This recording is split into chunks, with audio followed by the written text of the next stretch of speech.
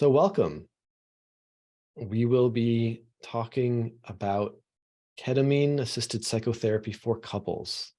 And you've joined the Fluence webinar. This is part of a monthly webinar series that we put on to spread information about psychedelic therapy, psychedelic integration, and harm reduction. And we're very lucky today to have both Jayne Gumpel here, as well as Seema Desai, both quite experienced therapists and professionals working in the field of psychedelic therapy. And they'll be really teaching us about couples work, which I'll admit I'm very curious about and have virtually no experience with. So this will be a big learning experience for myself as well. So to dive right in, Jayne, would you mind just saying a little bit about yourself? Sure. Well, first of all, I'm excited to be here. Thank you so much, Ingmar, for asking me to talk about one of my favorite topics and one of my favorite work joy for me.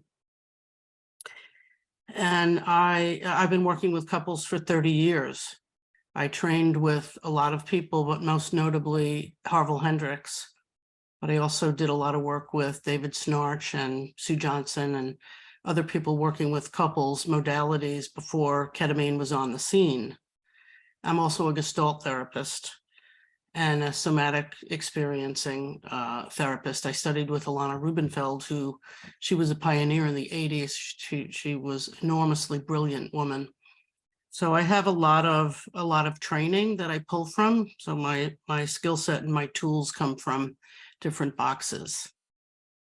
And I also teach for Fluence, which I really love doing. I have a poetry, story, and symbol class, which some of you on this webinar are probably in. And I also do a consultation group for Fluence on working with small groups and couples using ketamine. And you've been with us in some ways since before Fluence was Fluence. So you are a good friend and a long connection. Yeah, relationship. Yes. Great. Well, thank you, Jayne. Seema, would you mind also just jumping in and sharing a little bit about yourself? Sure. My name is Seema Desai. I'm also so happy to be here. Thanks for having me. And I am I'm trained as a psychiatrist. I've been in the New York City area in Manhattan since about 2010. I'm trained in both child, adolescent, and adult psychiatry and have a lot of experience working with trauma in adolescents and more recently in adults and for the last like 12 to 15 years. I also have been working as a study therapist in various studies looking at psychedelic assisted psychotherapy on and off since about 2011. I was a study therapist in one of the early psilocybin studies looking at cancer, anxiety, and then more recently depression, and also working with MDMA for PTSD. So I've had a real interest in psychedelics. In the last couple of years, began working with ketamine in mostly in private practice in clinical settings. So I had the good fortune to meet Jayne a couple of years ago, which is how we connected around couples work. And this is in Woodstock. Great, thank you, Seema. Mm-hmm. I remember we never really spoke or had much of a connection back then, but I remember seeing you around NYU in those 2010, 2011 days. I think we were probably in some meetings together, some reading groups together. Yeah, definitely. Back then. So everything's coming full circle. Mm-hmm. Yeah, I'd love to invite both of you here to engage with some questions. So, I mean, a good place to start really is the question around the potential therapeutic benefits of ketamine for couples therapy in particular, right? So we have so many tools in our toolkit when we talk about psychotherapy. Like, are there particular benefits with the ketamine approach compared to, say, more traditional therapeutic methods? And yeah, maybe that's a second question in terms of pros and cons. But my first question is why? Why use ketamine with couples? Yeah. Well, so I'm happy to to answer that from my point of view. And I've been thinking about this question because I knew that you were going to ask me. And in the meta sense, I think it's important for all of us, as it was and is for me, to think about your practice philosophy, and mine really has to do with psychedelics and the potential for planetary healing, global healing. I really think that, it's moving us towards a paradigm shift in the way that we consider mental illness, more towards well-being. And, in our culture, and I've said this many times, we tend to pathologize suffering, and then we hang a label on it and we number it and we diagnose it and we medicate it. And my practice philosophy is really about looking at suffering as a universal human phenomena that happens to all of us. And I think ketamine has tremendous, as do other medicines, but this one's legal, so this is the one that we're working with, has tremendous potential to really help people heal themselves with some guidance. So I recognize that with my first couple that I worked with, and they actually reached out to me and asked me. They were in my practice for 10 years. And some of you may have heard their story because they've been, I think Vice News interviewed them, and they were stuck in a pattern for 10 years. And they had 2 kids, and I knew the kids were suffering. And I also knew that, psychedelics have the potential to really bring about healing, not only in the individual, but in family systems. And they were really stuck. And it was a really painful issue around sexuality, which I don't have time to go into the details here, but it was the meaning making, from the male, let's say his name is Bob, something that he made something mean 15 years ago, even before they had kids, and how he projected that onto her and how she suffered from that. And they were just stuck in it. And the therapy helped to a degree. It maintained their relationship, but it didn't really get them unstuck. And they reached out to me and asked me if I would work with them with ketamine. So they came up to Woodstock, and it was like a little mini miracle in one session. And they'll tell you this themselves. It dissolved the story. So it's not even something they had to forgive each other for. It just completely transformed into something else and really brought them to a place of loving each other, feeling more connected, and realizing the meaning making of something that happened 15 years ago was tumultuous in their life.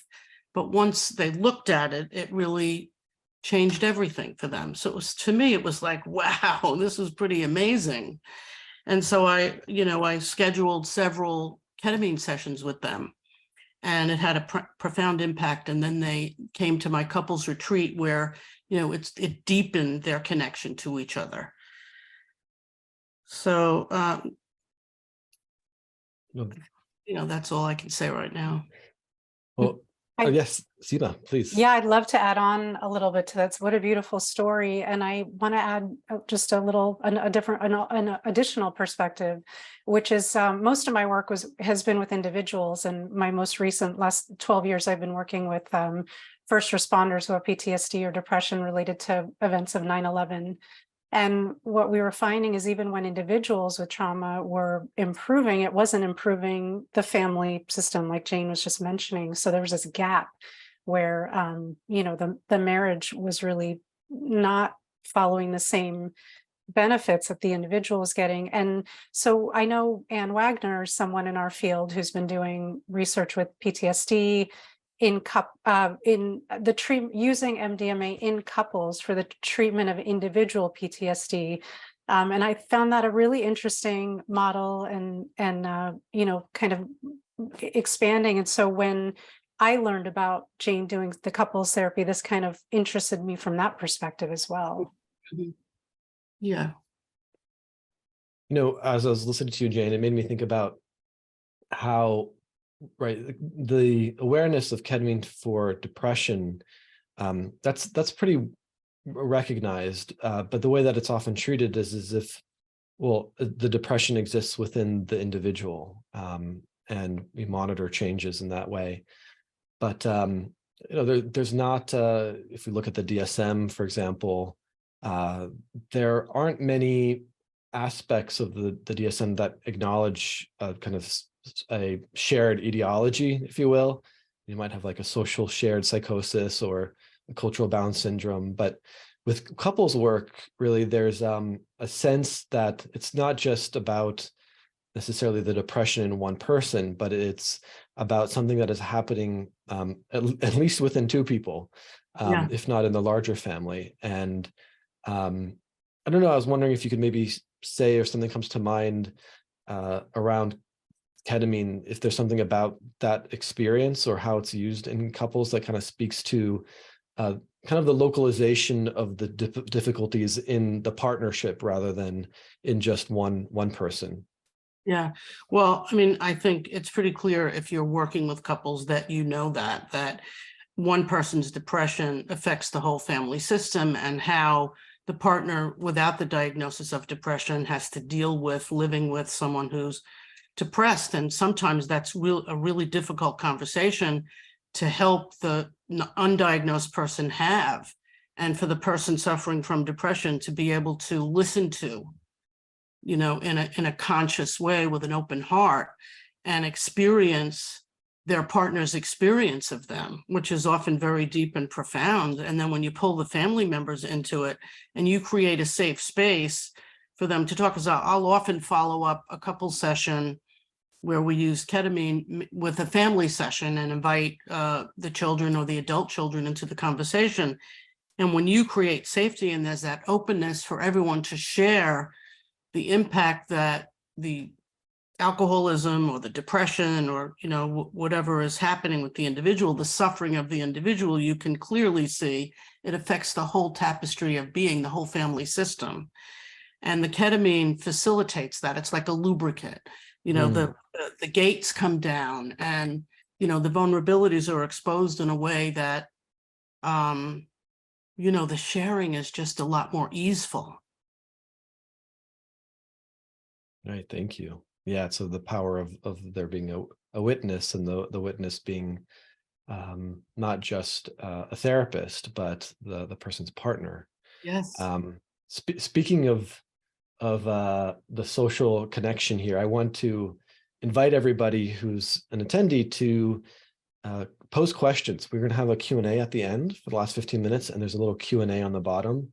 And we'd like to use the intelligence of the community here to dig in a little bit further in the last quarter of our webinar today. So I want to actually take another step further or deeper here. This might blow people's minds. It blew my mind when I heard about this. Speaking about cutting edge, ketamine for couples is already cutting edge, but what both of you are doing together is actually doing couples work in a group context with ketamine. So not just a single couple receiving ketamine, but multiple couples together doing ketamine therapy in a larger group. And so I'd love for us to spend some more time there. But maybe before we do that, just because this is something that you two, Jayne and Seema, you're working on this together. So what is each of your roles in this project or in this treatment? And then after we hear a little bit about what each of you do, I'd love to dig into why group ketamine work with couples. Well, I think it's very collaborative. Of course, I absolutely love working with Seema. She's amazing and graceful and smart, and we balance each other out. So in the individual couples work that we've done, it's really very organic. There's not a whole lot of planning involved. We do Seema does the medical intake, and we both, in the case that I'm thinking about, we both did the preparation session. And then we sat together with this one particular couple up at, we had space at Menlo. We sat together, and just what emerged seemed to work. So we don't, the specific role I would say is Seema prescribes the ketamine, and I kind of make the mainframe for it. With regard to the retreat, I design the timeline, And then we collaborate around all the different pieces. And I mean, love the opportunity to talk about working with couples and groups. But Seema, maybe you want to comment about how we work together. Yeah, well, also a reminder when we're in the retreat setting, there's a whole staff. It's not just Jayne and I. There's, I think, 10 people, and everyone has specific roles and ways to support the container. But Jayne this is really, a lot of this is Jayne's whole vision and her creation. I remember when she approached me about the idea of doing a retreat with 16 couples, my jaw dropped. I thought it was a little something. And so it took us like 9 months to give birth to like this really amazing experience. It was a process of many people coming together, collaborating with many experts in the fields about how they're using ketamine with couples and using ketamine in retreat settings, and really creating something out of other people's experience and wisdom, and and like integrating that into Jayne's vision and our capacity, our capabilities with all the resources we had. So, yeah. Well, so if you are going to plan a group, it's very helpful to put it off into the distance so you can grow into the time that it's going to happen, because there's a lot of moving parts, starting with recruiting, which is a whole conversation, marketing and recruiting, and then screening, which we screened every single couple, each person of the couple for 20 minutes. We did preparation sessions, sometimes more than one. Every couple got a medical intake, whether it's a small group or a retreat setting. And then we stay in touch with the couples once they sign up online. We send poetry, things to think about, conversations to have. We say, let the beauty begin. And the retreat starts the minute they sign up for the retreat, whether that's 4 months or 2 months or 6 months away from the retreat. We start to create a sense of community.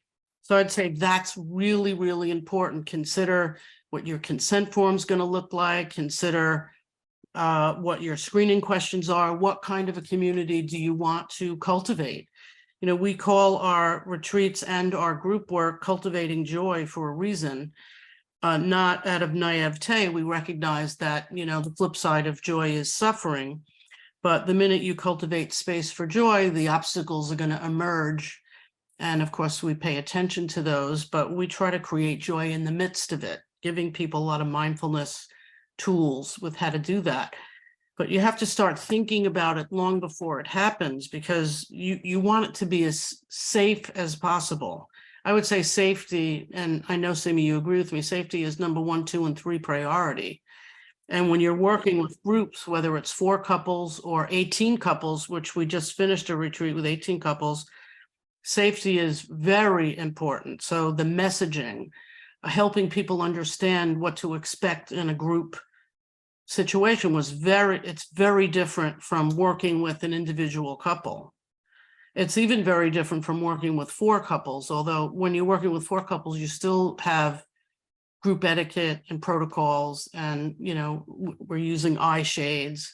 We're talking about when the medicine experience will be interrupted with prompts. It's very collaborative, and that's really important.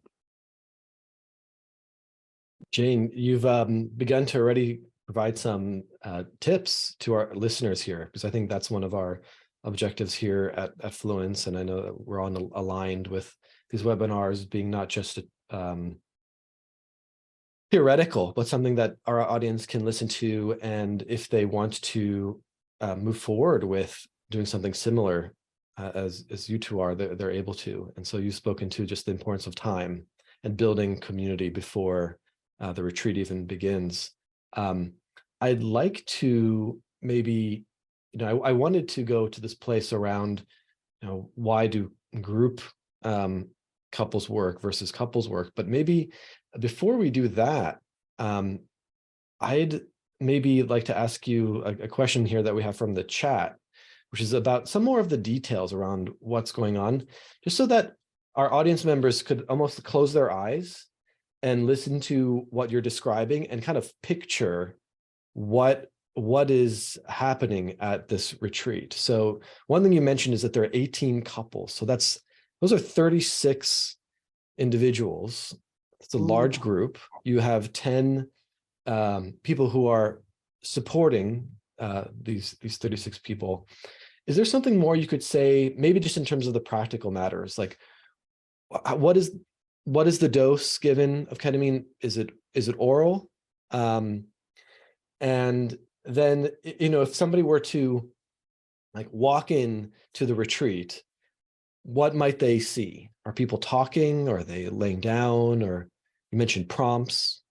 So I said a lot there, but if you could paint a picture for us, Seema or Jayne. Yeah, I'll jump in first, Jayne. Is that okay? Of course. So I want to back up by just giving a little bit of context. What we are doing and what we'll describe about our specific experience is one experience of many people who are pioneers in this particular field.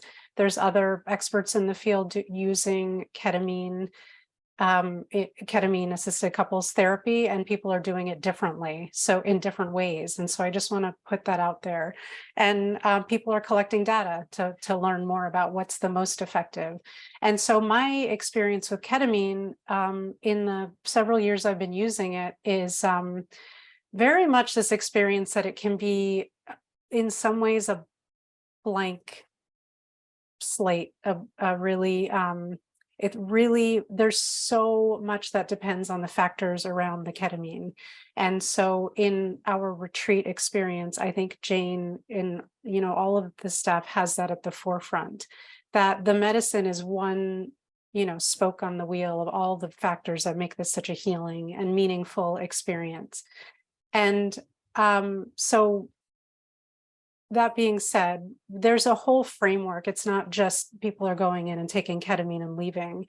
There's preparation, which begins months ahead of time, with the medical intake and preparatory sessions and emails and poems and, things that Jayne sends out that really it's like tilling the field, really preparing people to do this type of work so that by the time they arrive in person, they have already been in the process. They've been prompted in ways. They've been thinking about things with a medical intake. In addition to me assessing for safety and getting history, I really view it as a way to review people's timelines to kind of bring some of the stuff to the surface so that it kind of brings up some of the stuff that people that really resonates with people in the sessions. And so there's a lot of thought ahead of time. So when people arrive and there's exercises, introductions, ways people come to know each other.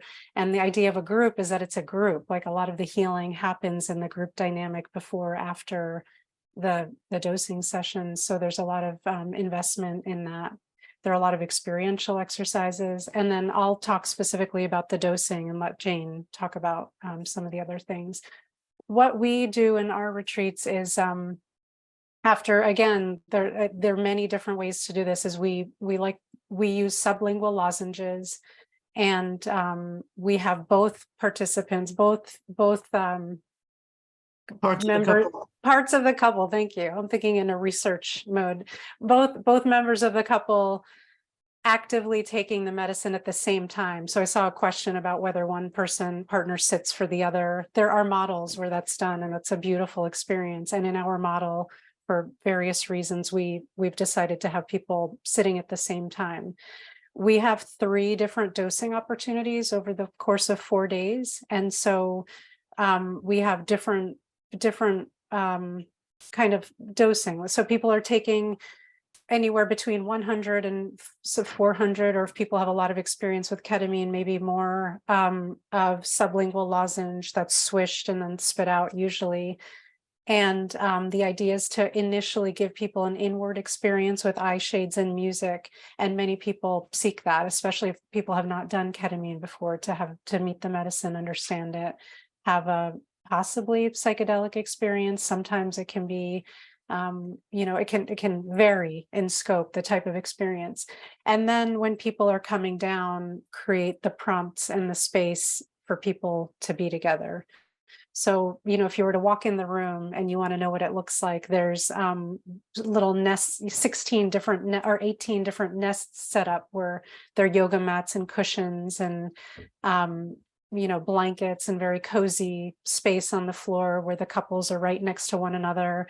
When they're during the swishing process, they're sitting down, and immediately following, they're invited to recline under blankets right next to one another, so that when they come into the psycholytic state and come to be together, they can roll over, face one another, make contact, talk. And in that way, they have some sense of their own space within the bigger group setting. Yeah.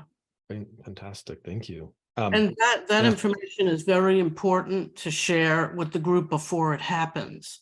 Because again, you're curating, you're conducting, you're the maestro for safety. And so the more information you give people, the more informed they are, the safer it is, and the easier it is to manage. So you're managing chaos. You're preventing chaos from happening, it's really easy for that to happen. We've been blessed up till now, where the energy in the room is very quiet, the sitters, all the staff, we minimize movement. We pay attention to every single detail. The sitters are trained, the integration groups, there's a training process for that. And when people are in the medicine, we dull the lights. There's already group etiquette that if people need to get up, they silently raise their hand if they have to use the bathroom. One of the sitters will come and guide them to the bathroom and bring them back to their mat. So paying attention to detail, if you're going to do group work, is essential. And I recommend starting out with 3 or 4 couples, not 16 or 18. Amazing.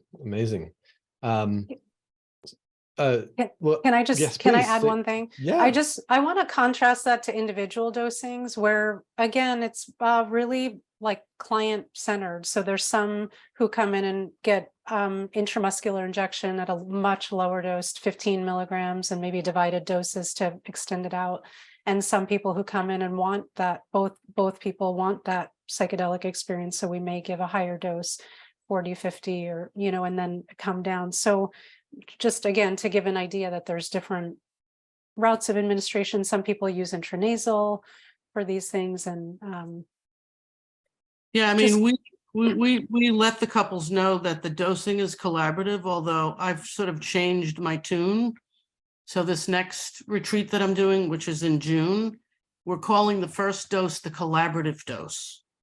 And we're letting everybody know in the prep sessions and on screening calls that the first dose, whether you have a lot of experience or no experience, you don't have an experience of being in a room with 30 people. So we let them know that it's a collaborative dose. And if you fall out on the side of you're listening to the music and you feel deeply relaxed, that's where you meant to go. And there's something to be learned for that. Just lean into it and enjoy it. Or you might have a deeply mystical experience, or you might bump into something really challenging, and that's meant to happen the first time. But it's a calibration dose. So the next day you can negotiate with the provider what your dose is going to be. So you can choose a lesser or a higher dose. We also have everybody spit the first time. The second time, for people that really did not really launch, maybe there'll be a suggestion that they choose to swallow. We're working this out as we go along. But I think the greatest thing that I've learned so far is that the first dose, you need to really talk about it a lot, because half the people in the room had never done ketamine and the other half were very psychedelic aware with other medicines, not just ketamine. And I think that's important. We had varied experiences in the last one, and some could have been problematic. I'm grateful that they weren't. One of the challenges with groups and psychedelics, getting people in similar places. Yeah. And getting them to listen to you, like not to swallow or not to take 600, but to be collaborating with the prescriber.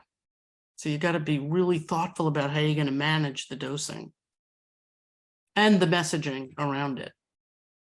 Well, Seema, you mentioned psycholytic and psychedelic, and maybe not everybody here knows the distinction between the two. I'll just say that psychedelic is, and these are challenging to describe, but one way to think about psychedelic is something that might be more mystical, spiritual, or intense in a way where the person who's having a psychedelic experience is perhaps more in a more intense altered state where they might not really be engaging in an interpersonal conversation, whereas with the psycholytic dose or a psychedelic portion of the experience, a person is more able to engage with somebody else.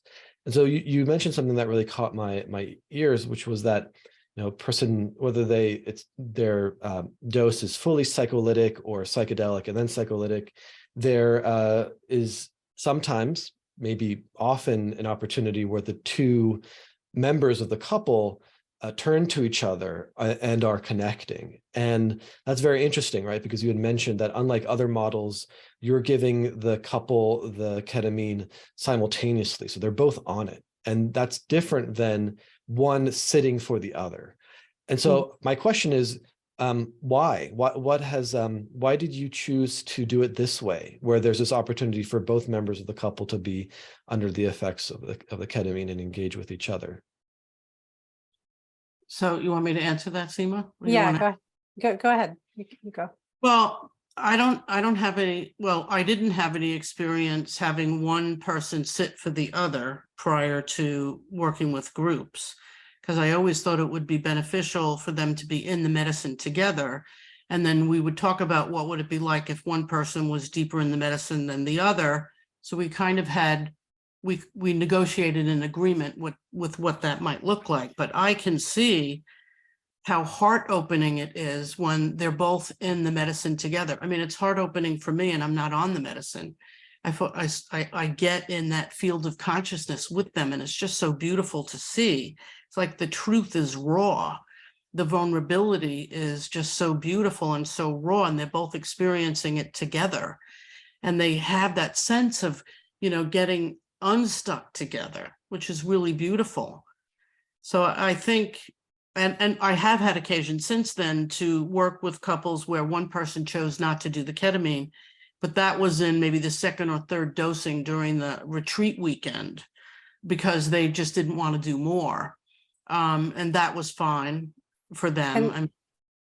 And in fact, I would say beyond fine. I mean, I remember one particular couple where one member just chose not to take it and sat for his partner for 2 sessions, and it was beautiful. I mean, it was such a beautiful experience. And so I don't think one way is better than the other, and I think they both have value.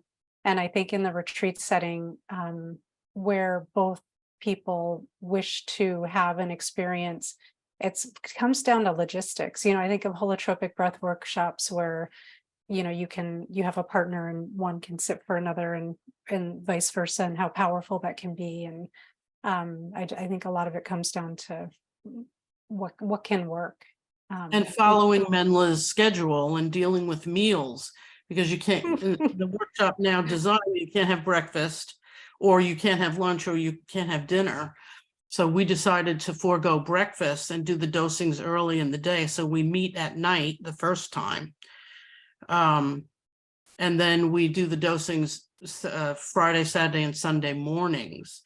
And so if you work with both people, it just extends the dosing time. And we do a lot more in our retreats and group work than the ketamine. The ketamine is really just the invitation to broaden the field of awareness and we do noble communication, we do value sorts cards. There's lots of things that we avail couples to work through revisioning their relationship and walking out of the retreat with a blueprint of behavior change requests and, you know, actionable plans that will help them sustain the effects of what they, you know, it was kind of like a corrective experience, right? With the ketamine, and to sustain that, you kind of need a blueprint. You need plans, and we work on that in the last day. But I also wanted to share something about working with couples one-to-one and working with couples on Zoom. If we have a little bit of time, I could mention it. Do we have? Well, we do, but maybe, well, I don't know. I think I'm happy for you to answer that question. I also just want to put on the radar that I feel like we haven't quite answered the question, why ketamine for couples in groups as versus just couples. Yeah. Yeah. Can I speak to that first? Yeah. So I'll answer it because it's a question, Ingmar, I don't think I could have answered a couple of years ago. And I remember when we were just starting these retreats, someone asking me that question and not really knowing exactly how to answer it. And after experiencing the retreats, I can answer it. And I'll say this, I'm not ingesting ketamine during these retreats, but I am present. I'm present for the dosings and integrations and some of the exercises. And there's some power in the group where if one can experience energetically, emotionally, one another in this vulnerable, open state, for the group to like calibrate in some way. I see the medicine not as the ketamine and the dosing experience. My view of the medicine is the magic that comes out of the circles when everyone comes together afterwards. And when people share their truth, when they are who they are fully and sharing that in these groups, which is made possible by the ketamine, cutting through some stuff which makes that challenging. When they can share that with their partner and they and their partner can share that with a whole group of partners, there's something so profoundly healing about that process. And I always joke, I'm married and my partner doesn't come to the retreats, but when I go home, I feel like our marriage has benefited because of, the juice that I take home. So I really think, the individual couples work is so powerful, and the group, if people are willing to make that, commitment, if they're coming for these 4 days and willing to stay in it and willing to be authentic and in it, which everybody we've encountered has in these experiences, it's really remarkable that. I'm curious. Oh, go ahead, Jayne. Yeah. No, I'm just shaking my head. Yes. I mean, it's like, it's so beautiful. We sit there like with our hands on our hearts, and tears in our eyes. Mm. And there's this sorry, Ingmar, there's this No, recognition and awareness that, fundamentally we suffer with some of the same, issues. Like in relationship, there are relationship issues, and it comes down to this common humanity, and even the specifics may be slightly different, but when you hear someone else's struggle and see the love and intent they're putting in despite in addition with this struggle, it really can be, it can help with one's own challenges or struggles. And I think it's a really really helpful reminder that there in so many ways fundamentally, like as human beings, we have these common core, and we tell people that, and we train them how to be in the integration group. So there's a lot of thought put into how people are going to share. And we let people know that in the sharing circles, they're sharing their direct experience, and that we're all practicing noble listening. So no one else is talking when someone else is sharing, and we create the sacred space for that to happen. So a lot of thought goes into it. And if people go, and I don't think it's ever happened where someone talked about someone else's experience, unless it was directly related to their own. And that's just so beautiful. That creates safety. Then you start to see the couples that are less likely to share, they start to open up and they start to share. Well, I feel like I'd like to have an hour to just dig in right at this very moment, kind of the subject that we're in here. Unfortunately, we don't have an hour, but I would like to hear a little bit more about integration. So you and Jayne, you were going to mention something about Zoom too. So I don't know if those are two connected. So take to both of you, either of you can take one of these questions. How is Zoom integrated into this process? And then could you share a little bit about integration? Is that something that only happens at the retreat? Is there something that happens after the retreat? What does it look like? Well, since we're talking about retreats and group work, we do preparation sessions and screening sessions on Zoom prior to. And the preparation sessions have to do with running through the timeline, the set and setting, intention setting, why that's important, what their expectations are, what they know about ketamine or not, if they've done other experiences. So we do, it's an hour or 90 minutes if it's a group Zoom. So we spend a considerable amount of time before the retreat. After the retreat, we schedule 3 or 4 Zoom integration sessions close to the ending of the retreat so that they can talk about what it was like to come home, re-entry. That's also important. We email people. I send them things to think about after the retreat. And then we encourage, and this hasn't happened yet, peer groups. And I have volunteered to lead the first one, and then they could extend the group for 3, 4, 5 months if they want to. So I have to figure out a way to sell that more, because I think that is really important. You know, the peer group integration process with 4 couples. We have the model. We haven't yet figured out a way to encourage couples to sign up for it. But of course, integration is really important. So did that answer your question, Ingmar? It did. Yeah, it did. I don't know if, well, Seema has anything to want to add something to that? No, I think that's good about integration. Well, I just wanted to encourage people who are not going to do, big, huge retreats with 18 couples, which is, a lot. I mean, you have to have a lot of staff. We have 10 or even more. You could do small groups, like start with 3 or 4 couples, or you can start with individual couples. And I worked with someone in Manhattan who he's doing research on psycholytic dose, 100 milligrams sublingual, and he partnered with me and asked me, would I work with the couples? Each couple would get 4 sessions, the same dose, 100 psycholytic, and do an hour-and-a-half Zoom session with them. So we did a lot of those, and I found it to be incredibly effective, because the focus is not on the ketamine so much as it is, the process. Because on 100, especially the 3rd or 4th time, they're used to it, so they really can get in sync with each other and talk about the things that are rupturing their connection, or that are, they're living parallel lives, or the depression is getting in the way, or, we talk a lot about meaning making. And I have found that to be really helpful. So the Zoom session, it's different. You have to have, and we can have a whole session on this, how to set this up, but you have to pay attention to a safety plan. There are other ways to think about, doing it that are very different from in person. But it's very possible, and it can be a very loving and deep experience. You both mentioned at different times the word prompts. The prompts are used. Could you say a little bit what is a prompt and how do you use it? Oh, and Seema, talk about your beautiful meditations that are sort of prompt also.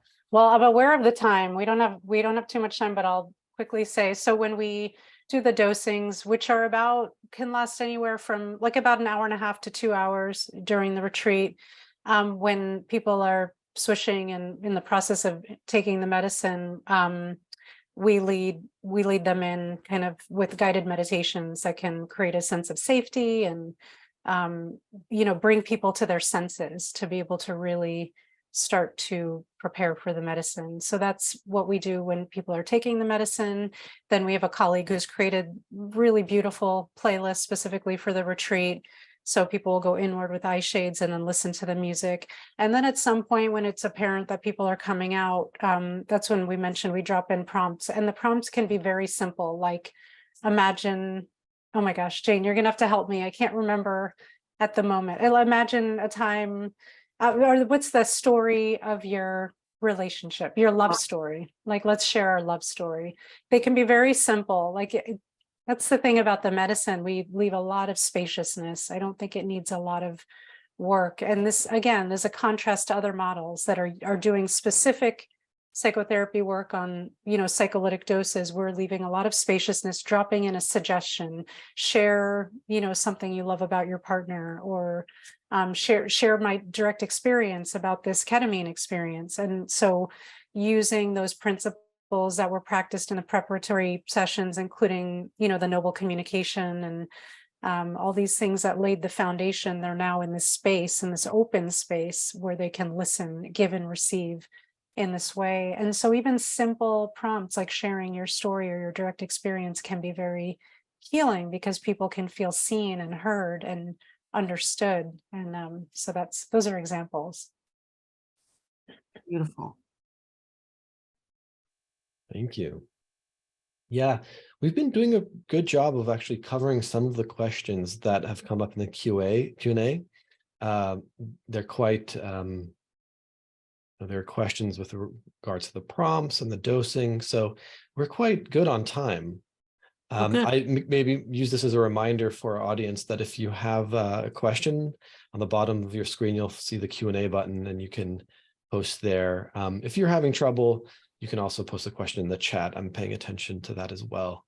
So, since we have some more time, and as maybe more Q&A questions are coming in, maybe a good question for you is, let's maybe turn to the dose for a little bit, because I heard, Jayne, you mentioned something like making sure that you all and the patients, if you will, or the couples are on the same page about the amount of the dose that's being taken. And that makes me think that you're doing this in ways in which a lot ketamine therapy is being done sometimes, where perhaps the ketamine is prescribed to the patient and then they're administering it to themselves rather than sort of being administered by someone else.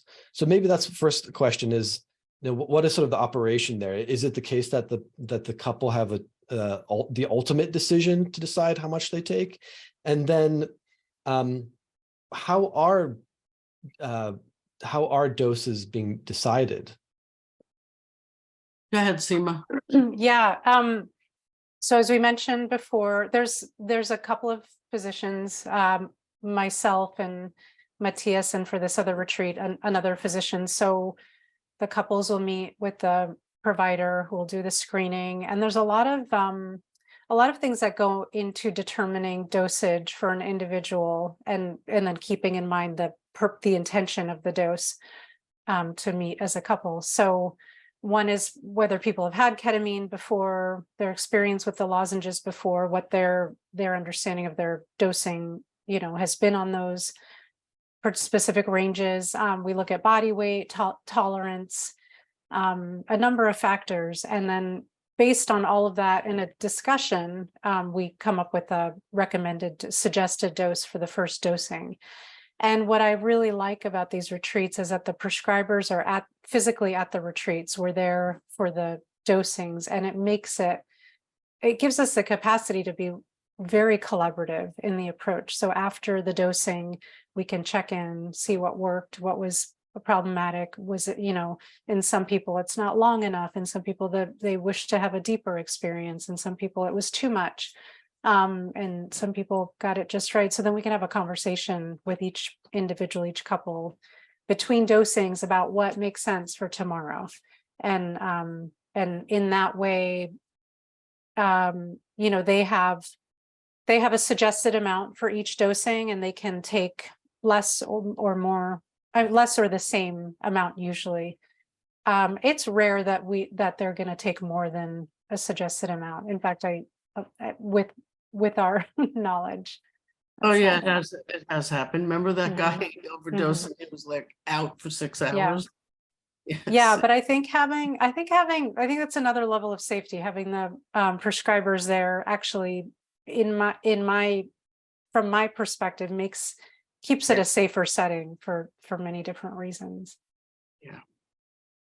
So maybe this is a segue where this came up in the Q&A, and also a question that I had, which was, are there times where things didn't go as expected, or what has worked and what hasn't, and what have you learned from doing this so far? Well, I mean, the biggest lesson for me is to be really, really clear in the communication again, about the whole process, what the expectations are. This is with a really big group, but the same thing if you're going to run a small group. And to talk about the first dose as a calibration dose, I think that creates safety and also more alignment in the bigger group of people. Because if you have some people swallowing and some people spitting, it knocks the group a little bit out of alignment. So either everyone should swallow or everyone should spit. And I think, in my opinion, everybody should spit at least the first dose, because otherwise, you know, it lasts a lot longer. So for me, just being clearer and being more assertive about that, I think has been a learning for me. Also, not to put 10 pounds of potatoes in a 2-pound bag. So, I mean, we have the luxury of 4 days. So in a small group, if you're going to work non-residential, it's a completely different conversation. But because we have time, we'll do the dosing, and then it's very spacious after that until lunch, and then they have a 3-hour break where they can go for a hike or get a massage.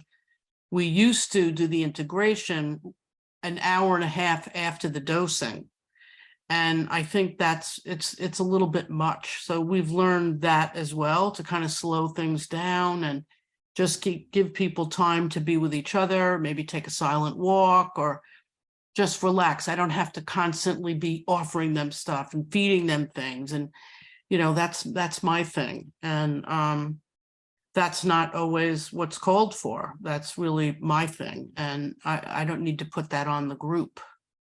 So I can create a lot more space and feel good about it. And we did that last time and it worked out really well. No integration after the dosing until after they came back at 3:30. That seems very, very wise. Yeah. Because it could be very challenging, you know. Maybe one aspect of this group versus couples or versus, you know, individuals is that what I find in a retreat context is that there's almost like a schedule that's planned. And if that schedule is planned too tight, a person can still be in their process, so to speak. And a lot of good stuff is being generated internally or maybe in relationship to the couple. And then when there's sort of you know, now it's time for an integration circle, and you kind of have to go in and begin to orient towards other people's experiences or whatever's being, you know, activated in you. It does take oneself out of their own process that is still potentially really, really healing. So giving that space makes a lot of sense to me. It's so important. I mean, if you look at my timelines, you know, and everybody laughs when they see my timelines, you know, it's orchestrated like to the minute, to the half hour, to the hour, to the half a day.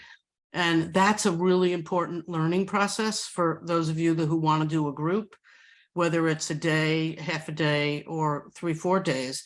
Have a timeline and then work on your own willingness to give it all up in a moment. Because if something emerges in the group, that's really important. And you're a conductor. You're working with the individual, but you're also mindful of everybody else in the room. So you have to be willing to let go of your plans and work with what's there.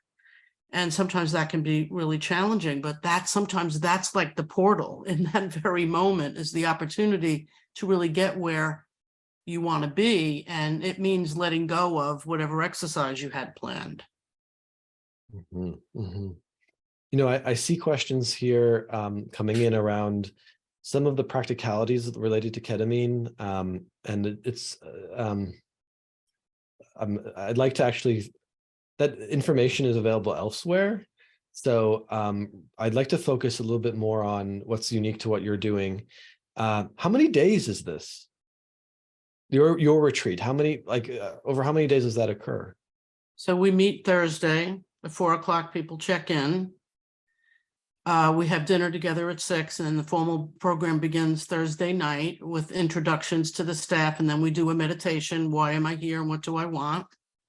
And then we have them share it with their partners, and then we do an open circle. And then they come back in the morning for meditation, yoga, and the program begins from 7 in the morning until 9 at night with a lot of space and a lot of breaks. And then it ends Sunday at 3. So Sunday, we all have lunch together. We don't send them off to the dining room. And that's when we do the visioning work. And we've woven in there. When we think of therapy, you think of talking, and in retreats, we've tried to weave in a lot of other creative modalities. So we do some ritual and, creating something beautiful together, and encouraging walks. I think you mentioned this, Jayne, like encouraging walks outside in nature. So I think keeping in mind that that's another way of integrating, to not just be in the talking and the, Well, Seema does it processing. beautiful. Tell them about the Rangoli. It's so beautiful. I can't imagine a retreat without it. Yeah, the Rangoli is something that I share from my tradition, which is similar to a nature mandala, and something in a way everyone can come together at the end in a way to integrate their process. And I really enjoy leading it, and it's great to share that, and it seems like participants really enjoy it. And I just wanted to come back for a second about that question about lessons learned. And the one I keep coming back to is this idea of like just remembering the original intention. I think, and I think about this in my experience as a prescriber and therapist in the field of psychedelics in general, that there's this real excitement about the idea of getting high. There's this excitement about the idea of having a mystical experience and having a profound experience, and just recognizing the ways in which that sometimes can be a trap also, and really like recognizing the intention of like not to, and it's a little tricky, because when people sign up for a ketamine couples retreat, people want to take ketamine, understood totally what's going to happen, and recognizing that the intention is for healing to happen, like between this unit. And sometimes the experience may not be as profound. The experience may be a dark experience. The experience might be, different. And kind of continuing to come back to this idea of a lot of the work is happening after and before the dosing. And, what we pay attention to is what's happening in the days and weeks that follow. And that's my biggest lesson, that it's not just to get, the biggest dose, or to get people in the perfect state, during the dosing. And there's a lot of room, giving a lot of space for different things to emerge can be just as important.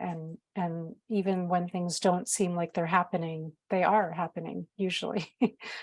And yeah. Well, thank you.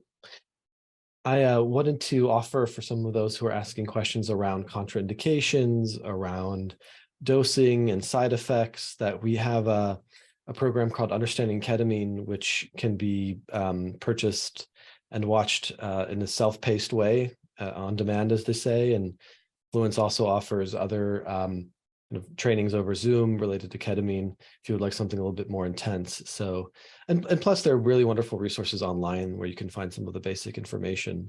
I'd like to point you in that direction. We're at our time pretty much now. I think there's been a lot of interest in this topic, and I think that will perhaps guide us to create a class, something where there's more time to talk about KAP work with couples. Maybe a nice point to end.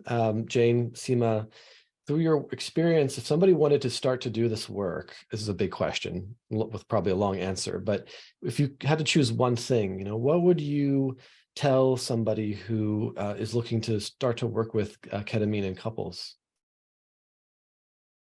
Go ahead, Seema.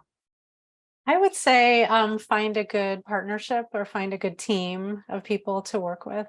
And, I've learned so much working with Jayne, and get to work with someone I really admire and love working with. I think that partnership is really important.